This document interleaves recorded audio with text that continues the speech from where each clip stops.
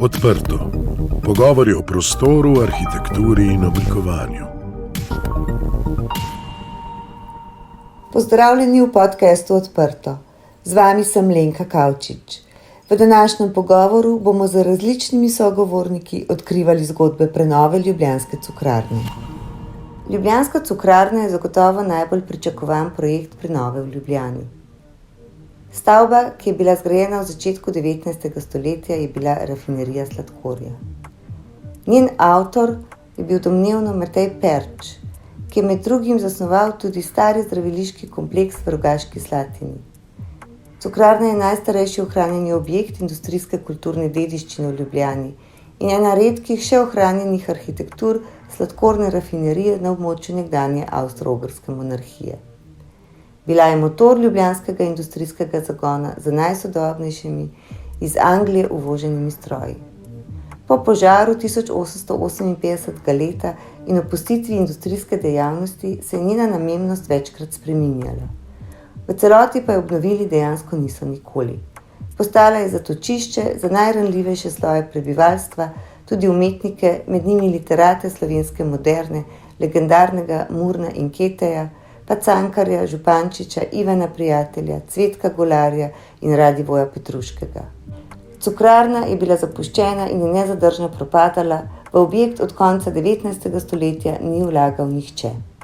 Za nujnost prenove in ohranitve kulturnega spomenika se je leta 2009 odločila Mestna občina Ljubljana in razpisala arhitekturno-urbanistični natečaj. Prenovo cukrarne danes financirajo Mestna občina Ljubljana, Evropski sklad za regionalni razvoj in država Slovenija. Septembra 2021 naj bi bila galerija Cukrarna nared. Od stare cukrarne bo ohranjen le obod, znotraj se bodo razprostirali razstavni prostori v velikosti nepredstavljivih 2000 kvadratnih metrov. Kaj pomeni galerijski prostor tako velikega merila za Ljubljano in kakšna je vizija nove cukrarne, nam bo predstavil direktor muzeja in galerij mesta Ljubljane, gospod Blaž Pršin. Cukrarna bo predstavljala res eden večjih galerijsko-umetniških prostorov v tem delu Evrope in bo seveda vplivala tudi na ostala prizorišča, razstavne prostore v mestu Ljubljana in tudi širše. Naš namen je, da v bistvu poskušamo dobiti neko sinergijo različnih prostorov v mestu Ljubljana in da ne naslavljamo z istimi programi in s programi, ki bi bili v bistvu v nasprotju s tistim, kar delajo drugih, ampak da bi šlo za neko sinergijo nekih projektov, ki bi predstavili Ljubljano bolj v mednarodni umetnostni sistem in na ta način dali priliko, da bi lahko videli mednarodno zanimive umetniške projekte, obenem pa tudi našim umetnikom, da bi na ta način lahko bili prisotni v nekem pomembnem mednarodno relevantnem prostoru in s tem dali tudi nek okvir zanimivosti za tiste, ki iščejo nekaj novega na naši umetniški sceni. Pri tem v bistvu želimo seveda sodelovanje z različnimi partnerji, tako v domačem kot tudi mednarodnem prostoru, da najdemo neko skupno točko prešitja, kako razumemo sodobno umetniške prakse, pa ne samo golo likovno umetnost, temveč tudi druge, uprizoritveno umetnost, performance, glasbo, video, time-based arts. Skratka, gre za različne aspekte sodobne umetnosti, ki se med seboj prepletajo in na ta način poudarjajo nek preplet umetniških praks, obenem pa tudi konceptualnih vsebin, ki jih ponujajo. Kakšna programska zasnova bo, je seveda zanimivo tudi od časa in prostora, v katerem živimo in s katerim v bistvu umetnost naslavlja publiko. Mi hočemo tukaj zagotoviti nek prostor odprtega javnega dialoga. Sama cukrarna bo odprt javni prostor, kjer bo mogoče tudi posedeti, poslušati kakšno predavanje, se pomeniti o tem, kaj nas teži, s čim, kaj nas obkroža, recimo, ne, in na ta način poskušati involvirati tudi osnovnošolsko publiko, srednje šole, univerze, Skratka, pomembno je tudi to, da sama lokacija cukrarne naslavlja tudi neko območje Ljubljane, ki je bilo do zdaj devastirano, sicer od samega strogega centra oddaljeno kilometer peš, pa vendar je na nekem robu strogega centra ob ringu Roške ceste in na ta način v bistvu naslavlja tudi ta del Ljubljane, ki kulturnih vsebin proti mostom skoraj nima. Na ta način želimo tudi v bistvu razbremeniti sam center mesta in ga nekako tudi v smislu novih turističnih potencialov Ljubljane preusmeriti. Ob tem moramo vedeti, da cukrarna stoji v neposredni bližini reke Ljubljanice. Kaj to pomeni tudi za neko plovno pot reke Ljubljanice, se v smislu tega MOL zavzema, da bi naredili neko krožno pot, ki bi štartala pri Plečnikovih zapornicah v neposredni bližini Ljubljane, pa potem šli vse naokrog preko Gruborevega kanala spet do cukrarne, ker bi bila v bistvu neka taka vodna pot, ki bi v bistvu povezala Ljubljano in naredila tak vodni ring, če lahko tako rečem. Skratka, projekti tudi v mednarodnem merilu želijo pa seveda zavzeti nek prostor zanimivosti tudi za, ne samo za Slovenijo, ampak tudi za bližnji prostor Avstrije, Hrvaške, Italije.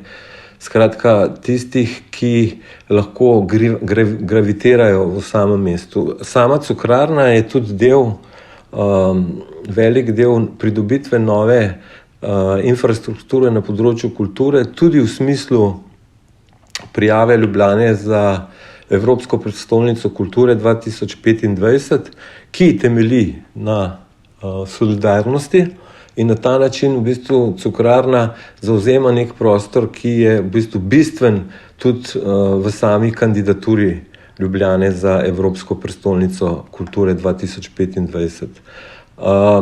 Ves namen našega delovanja je v bistvu pripraviti ljudi na to, da nekako umetnost spreminja, če lahko rečem, tudi kulturno-politični pogled, družbo in na ta način v bistvu zavzetost družbe, kako umetnost gleda na spreminjajoče se tokove, ki nekako zavzemajo tudi neke populistične trende in na ta način hočemo biti nek branik pred tem, da umetnost postaja ključen vprašalnik o tem, kako in na kakšen način živimo našo sedanjost, pa seveda tudi prihodnost. Na arhitekturnem natečaju je zmagal biro Scape Lab s predlogom, da se objekt v celoti izprazni in nameni galerijskemu prostoru velikega merila. S takšno prenovo so želeli vzpostaviti pomemben evropski umetnostni center za razvoj in preizkušanje sodobnih galerijskih praks in Ljubljano s tem postaviti na svetovni umetniški zemljevid. Marko Student, arhitekt iz biroja Scape Lab, se nam je pridružil v podcastu Odprto. Marko, pozdravljen. Projekt prenove cukrarne poteka torej že dobrih 11 let, ko ste v biroju Scape Lab zmagali na arhitekturno-urbanističnem natečaju. Z uspešnim sodelovanjem z različnimi strokovnjaki in investitorjem vam je uspelo, da prenova poteka po načrtih in bo stavba dokončana leta 2021. Zanima me, kako se je projekt razvijal skozi desetletje. Lenka, hvala za povabilo. Leta 2009 je mestna občina razpisala natečaj za širše območje Roške in Poljanske ceste, kjer je poleg ostalih programov osnovna usmeritev bila umestiti upravno središče države in mesta Ljubljane. Torej na tem relativno zapuščenem mestnem predelu umestiti močan program, ki bi pravzaprav po eni strani rešil težave mestne občine in državne uprave, ki sta svojimi oddelki raztroseni po desetinah lokacij po Ljubljani, kar je tudi ekonomsko zelo drago. Torej umestiti ta program na eno točko in ta točka bila na središču, na križišču Roške in Poljanske, kjer bi mesto s tem pridobilo investicijo v na pol zapuščen in opuščen predel mesta in s tem razširili mestno središče proti vzhodu. Urbanistično, perfektno, natečaj speljan, seveda kot vsak natečaj pač zmagaš srečo. In seveda potem pa se je začela zadeva spreminjati, prišlo do tega projekta ni prišlo pravzaprav nikoli zaradi različnih okoliščin, ki so nastopile in od te velikopotezne in pogumne zamisli je v končni fazi prišlo do realizacije samo cukrarne. No, če govorimo, da je šlo takrat za vizijo, govorimo 150-200 tisoč kvadratnih metrov, cukrarna je pa zdaj v končni podobi okrog 6 tisoč kvadratnih metrov, sprav se realizirala od natečajne ideje dobrih 5% tega, kar je bilo predvideno. Ampak to so samo podatki, da razumemo, v kakšnem kontekstu se je zadeva dogajala. Že v natečajnem gradivu smo se pri cukrarni odločili, da jo spremenimo v galerijo, v umetniški center in da jo prezentiramo kot historično lupino, narekovaj zgoraj. Torej, izpraznili smo jo že v natečajnem predlogu, predstavili kot prazen volumen, preko katerega se bi vstopalo in povezovalo z eno hišo. Seveda se je kasneje pokazalo, da s tem, ko se projekt Ena hiša ni realiziral, da pač program, ki bi lahko bil generativen v stari cukrarni, to je program umetniškega centra, namenjen vizualni, audiovizualni in performativni umetnosti, da bi ta program potreboval več kvadratur, kot jih je zgoraj izpraznjen volumen cukrarne pravzaprav sploh imel. Ne?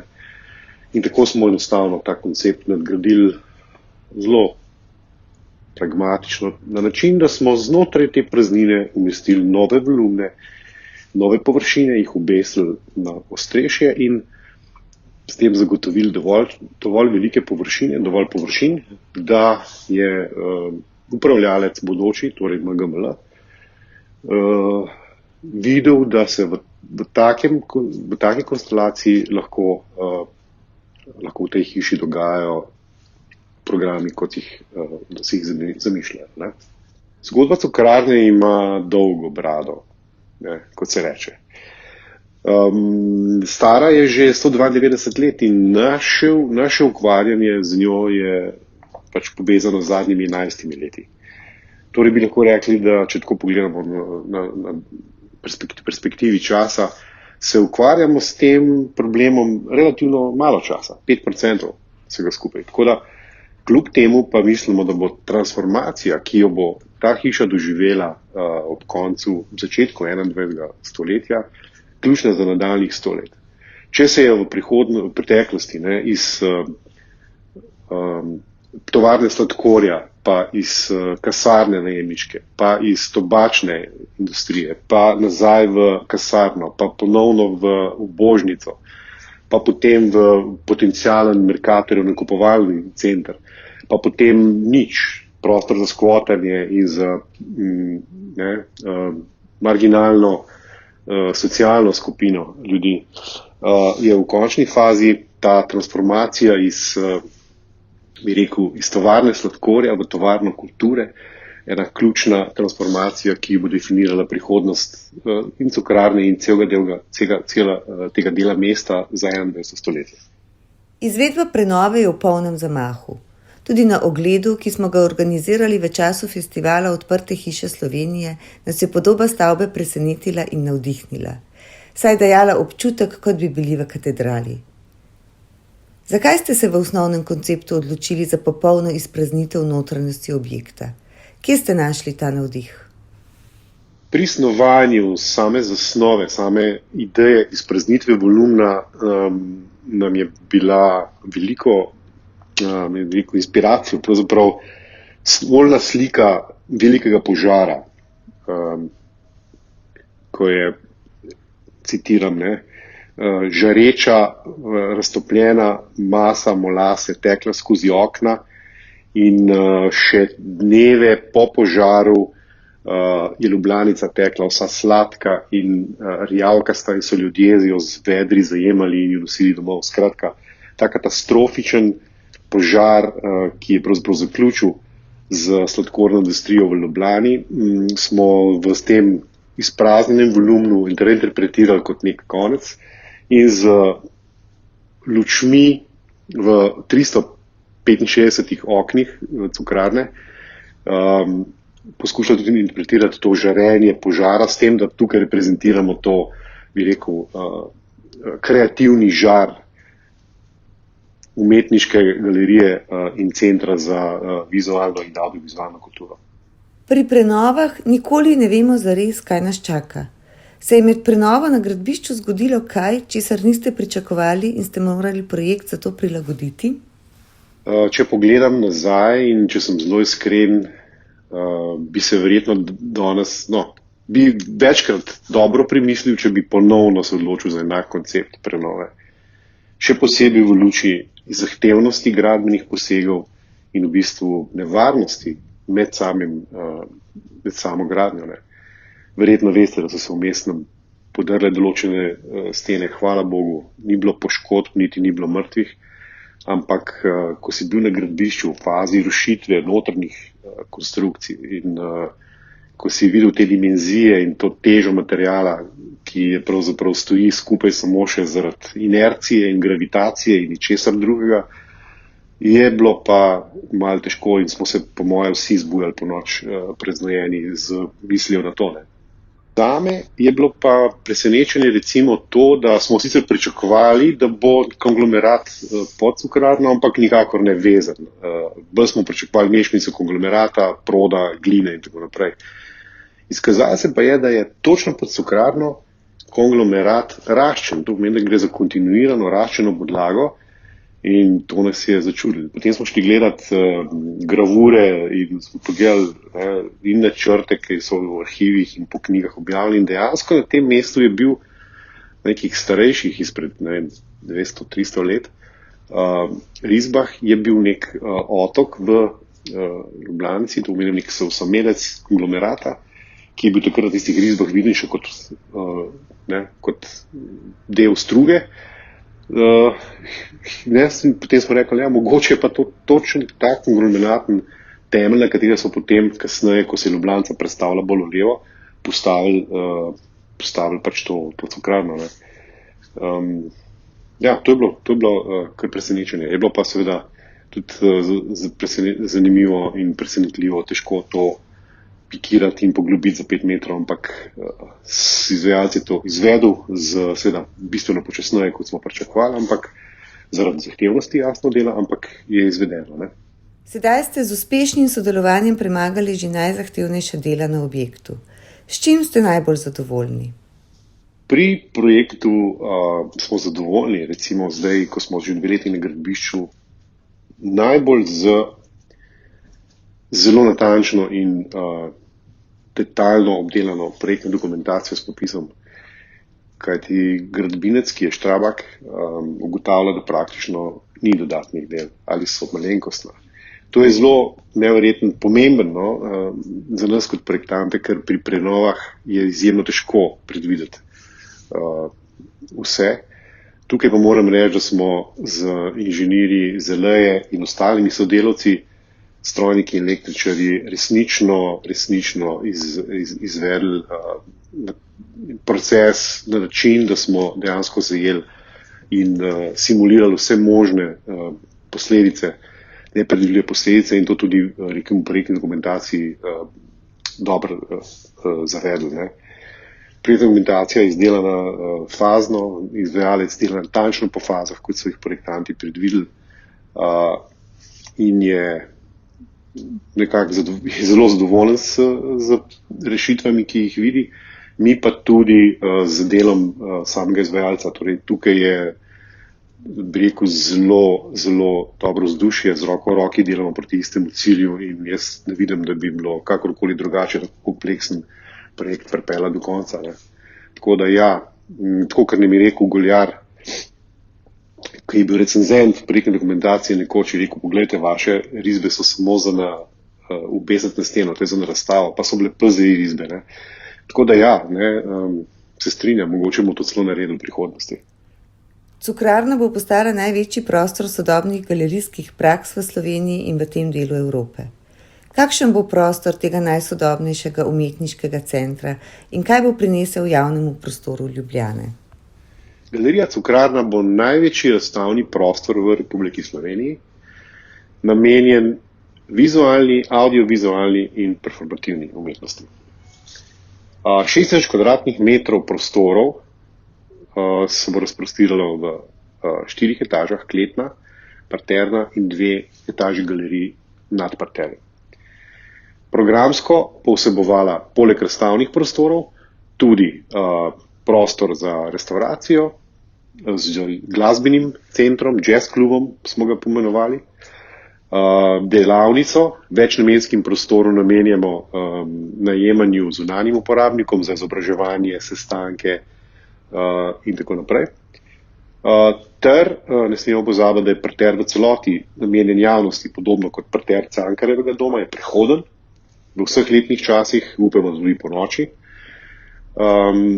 in povezan z zunanjščino. Torej, galerija se odpira tako proti Ljubljanici, kot tudi po dvorišču na južni strani, ki je opremljeno z stopniščem, z drevesi, ki se lahko uporablja kot prostor za posedanje, kot delno zunanji prostor restauracije ali pa kot prireditveni prostor za projekcije, glasbene nastope, pa tudi za razstave na prostem.